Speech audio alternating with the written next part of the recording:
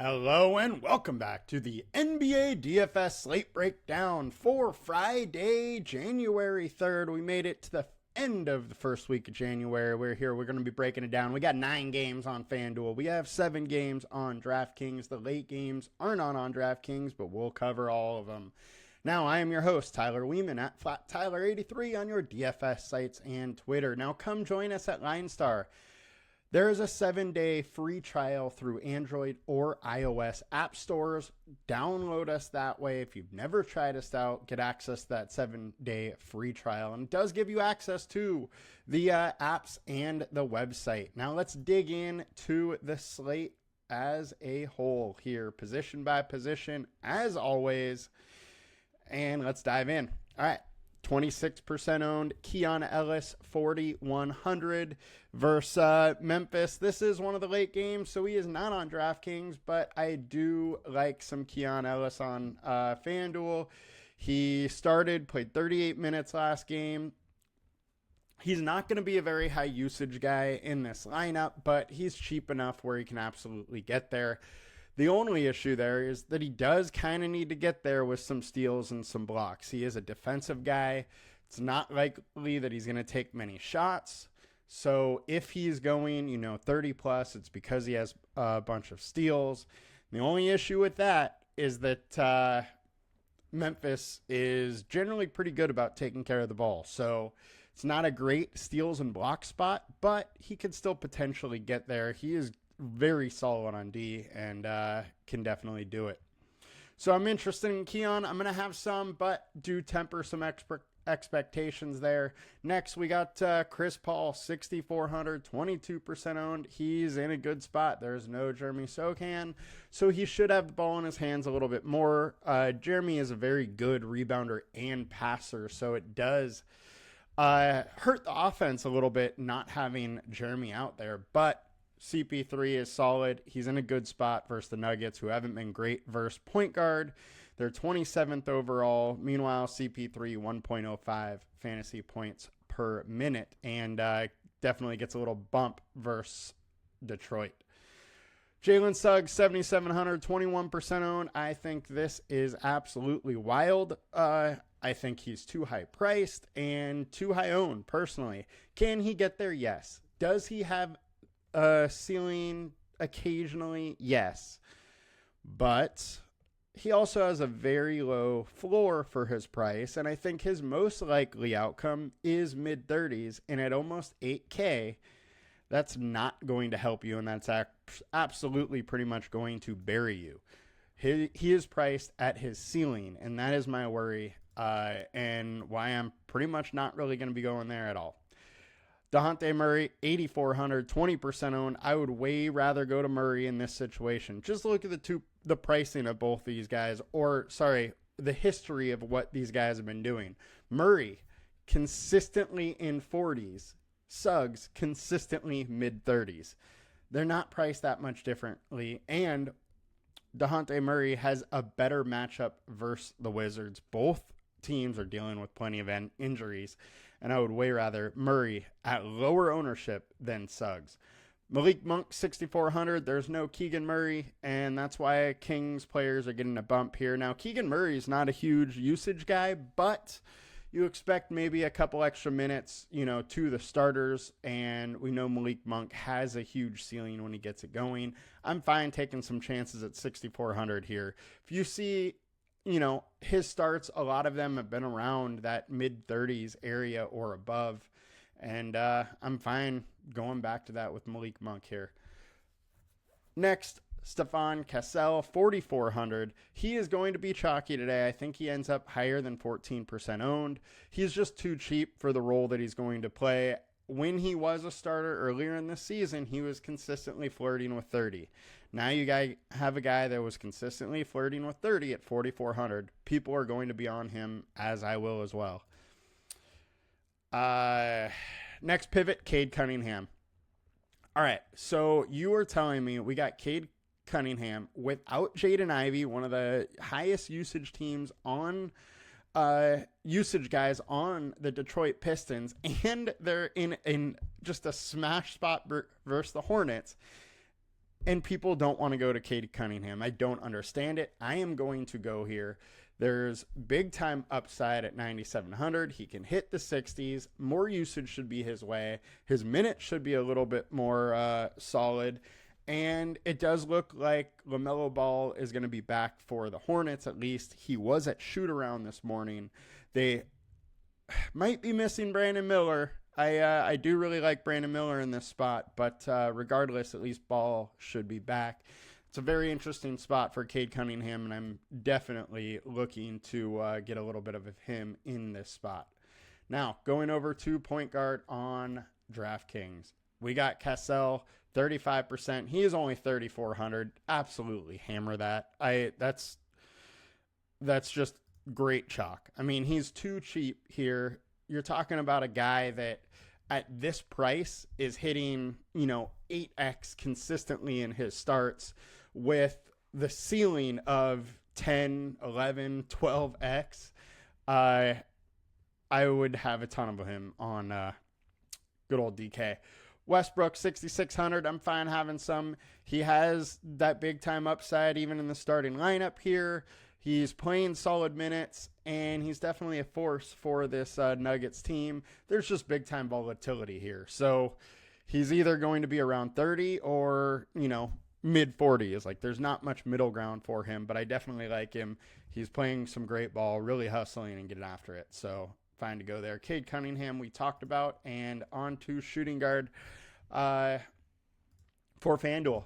Ausar Thompson, 4,600, 34% owned. Look, I have a lot of him, or I probably am going to have a lot of him.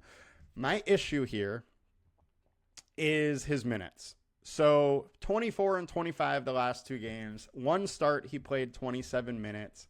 I expect him to start. He's had some weird rotation stuff, but he's priced too low for his ability to score fantasy points. Quite big question mark with what his minutes are going to be, but it is a very good spot versus a Hornets team that's not very good. So I'm going to have some. I temper my expectations a little bit. I don't love that he's super high owned because we don't really know what his minutes are going to be, but if he gets, 28, 30 minutes or something, then he's in an absolute smash spot. And I think there's a chance, that he could get that many minutes. Keon Ellis, we covered. Julian Champagny, 4,300. He could slide back into the starting lineup, but I do assume it will be Cassell over him. He's going to come off the bench, and hard for me to want to go there with him off the bench. I just don't think he's going to get the minutes if that's the case, but I really have no idea what's going to happen here. If he's starting, I'm interested at 4,300. If he's not, I'm probably totally off him. Malik Monk, we covered. Cassell, we covered. Devin Vassell, 6K, has a solid ceiling. Gonna have the ball in his hand more without Sokan there. And Nuggets, this is a Nuggets game that we have a 238 total on. So high upside. If he gets hot, if that shot's falling, there's a big time ceiling. We really haven't seen his ceiling so far this year, but he's been extremely consistent, getting close to that 6X. So I'm interested in here. I think minutes are going to be there. He's been at 34, 36. He can definitely get there again, especially without one of their better players. Brandon Miller. All right, I don't know if Brandon Miller is going to play. He's been out 5 of 6 games, but I love this matchup for him. This is a game that the Hornets could stay close. The offense has been running through him and LaMelo, and I'm really not scared of that Detroit Pistons defense at all. I think Ball is a key component of this team with giant upside, Miller. It goes for Ball too, but Ball I think is priced a little heavy for potential minutes limit or being watchful on the minutes. We got to stay close to news here. If Miller plays, I do like him. If he doesn't, it helps LaMelo a little bit, and I'll probably start getting some LaMelo also. But I think Brandon Miller is definitely one to watch today. Just got to see if he's playing or not. Shooting guard, we got Cassell on DraftKings, Cassell and Champagne and Vassell. We covered them all. Getting over to small forward on FanDuel, Thompson, Champagne, Jalen Wells, 4K.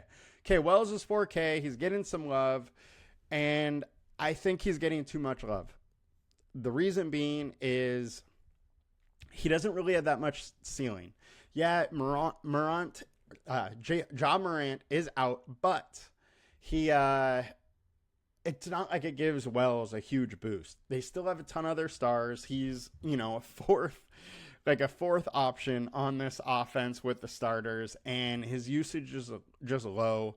He's going to get some minutes, yes, but I just see no ceiling. And a 4K giving you 5x, maybe 6x, just isn't doing much to win you a GPP, especially at high ownership. There's a spot where I would probably step off and be elsewhere looking for some higher owned spots or higher ceiling spots for value instead of going Wells.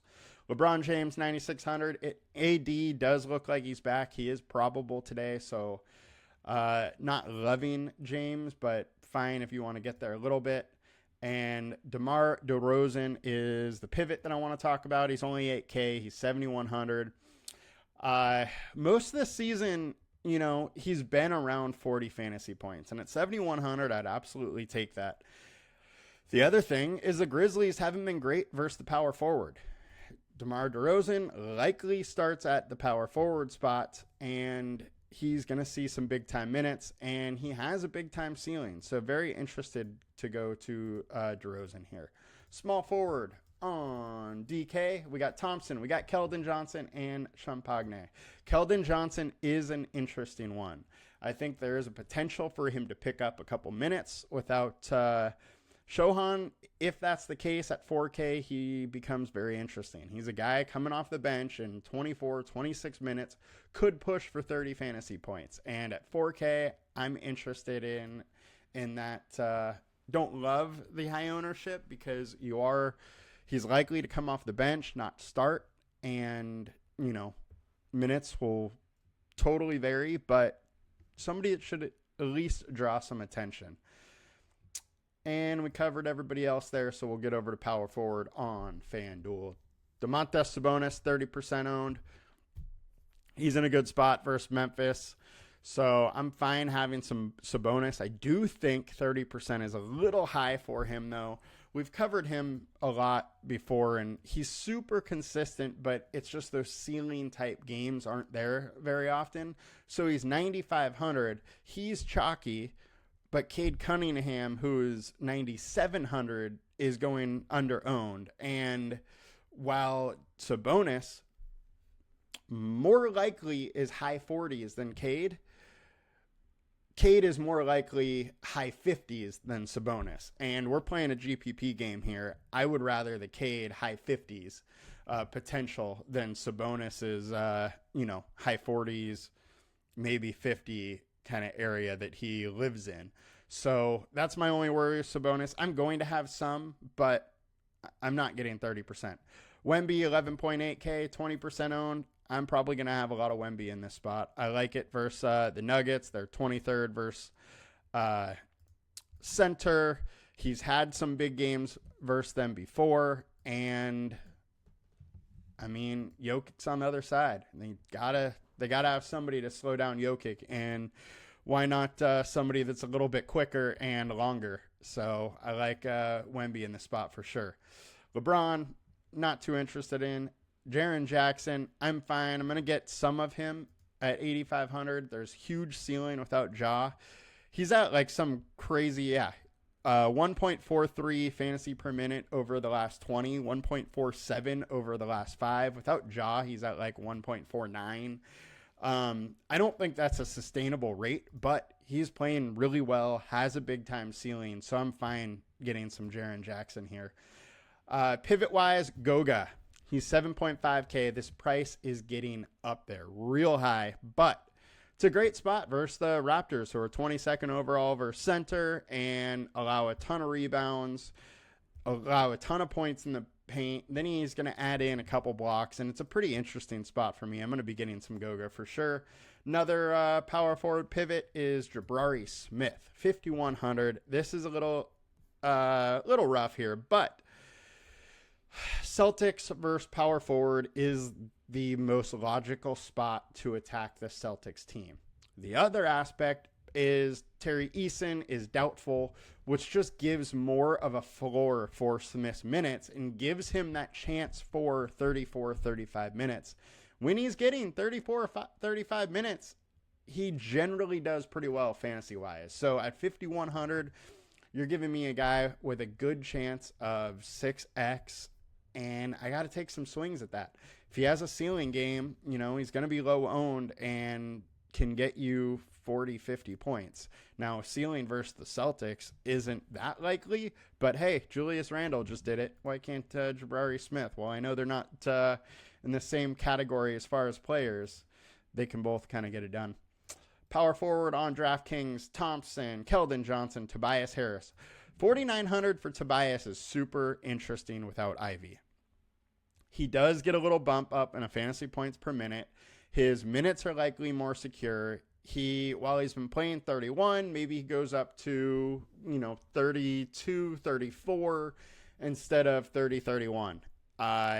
And with his minutes going higher, I think he has to be in consideration at 4,900. 4,900 is just low for his ceiling. I mean, he's hit 40s 1, 2, 3, 4 times this season, which, I mean, you're talking about a guy that can give you 8, 9, maybe 10x. And at 4,900, I'm fine going there. Onto the center spot. Sabonis, Wemby, Jaren, Goga. Other pivots. We got to talk about Missy here. Wild, this guy is getting absolutely no buzz for Rookie of the Year. As a starter, he's averaging 10.5 points, 9.5 boards a game, 2.1 steals and blocks, and he's in a good spot versus the Wizards, who really aren't that great versus center. And the Wizards as a whole just allow a lot of points to go down. So I'm interested in Missy. The fact that he's been getting 40s over the last month and nobody's going there with solid minutes, and his minutes look more and more secure, I'm absolutely interested with him, and I'm going to go there quite a bit probably. Jokic, 13K. Super, super pricey.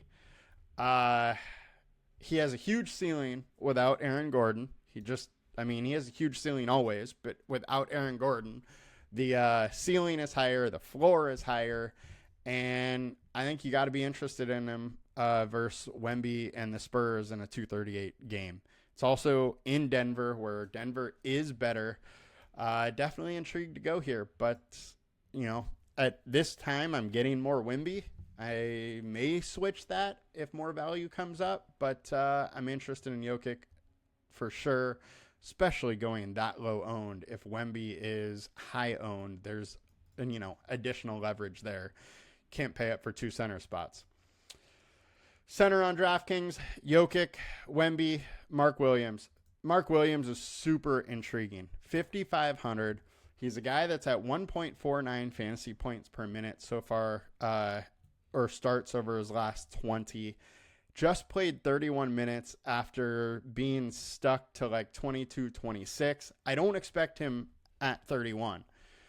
But if he can come in at 26, 27, with how well he's been playing in a decent spot versus the Pistons, it looks really interesting. And I'd be taking some shots on him on DraftKings, where you can have 2 centers for sure. I'm going to have some shots for him on FanDuel too. I would just have more on DK. And that'll do it for us today, guys. Looks like another fun slate. Let's see what we can do and try and get some takedowns. Thank you guys for joining me this week. We'll be back next week. Have a good one. Peace.